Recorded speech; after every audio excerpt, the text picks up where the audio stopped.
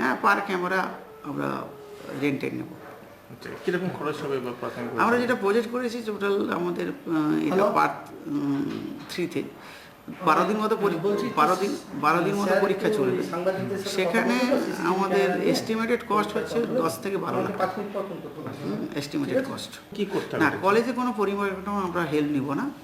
কলেজে শুধু আমরা নিব তাদের হচ্ছে নেট কানেক্টিভিটিটা থাকতে হবে।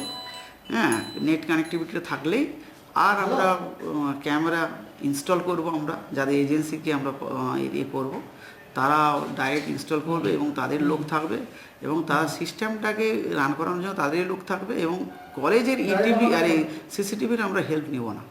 আমরা টোটালি সিসিটিভি বা ওয়েব ক্যামেরাগুলো ইনস্টল করব।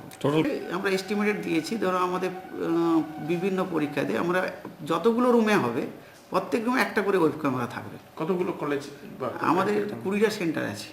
হ্যাঁ, 20টা সেন্টারে ধরুন আমরা এভারেজ সেন্টারে আমরা 10টা মতো করে রুম দিচ্ছি পার ডে। আমাদের কাছে যেমন একটা চ্যালেঞ্জিং পরীক্ষা সিস্টেমটাকে সুষ্ঠুভাবে গড়ে তোলা এবং ছাত্রছাত্রী যারা ভালো পড়াশোনা করে তাদেরও ক্ষেত্রেও একটা উৎসাহের জায়গা থাকবে যে আমরা যারা নকল করে পড়াশোনা করে তাদের থেকে আমরা অনেকটা মুক্ত হতে পারবো, যে তারা নকল করে ভালো মার্ক পেলেও আমরা পড়াশোনা করে পেলাম না।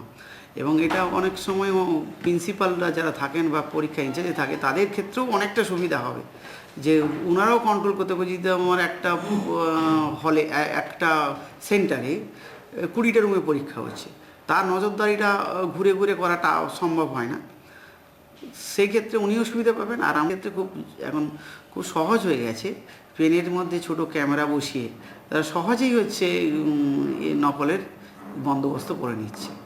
এবং কলেজের নকলের তো বিভিন্ন ধরনের পন্থা আছে, কিন্তু এখন লোকের ছেলেদের মধ্যে যে টেকনোলজিক্যাল হেল্পটা নেওয়ার চেষ্টা করছে, স্মার্টফোন, মাইক্রো ক্যামেরা এই ধরনের ইউজ করে তারা টেকনোলজিক্যাল যে টুলগুলো ইউজ করছে সেগুলোকে কন্ট্রোল করতে পারবো আমরা এই ধরনের মনিটরিং সিস্টেমের মধ্যে দিয়ে। তার মধ্যে বিস্কুটটা আমাদের কাছে খুব লেগেছে, যে বিস্কুটের উপর লেখে নিয়ে আসা এবং সেই বিস্কুট দেখে দেখে লেখা এবং সেটা কেউ গেলে খেয়ে ফেলা।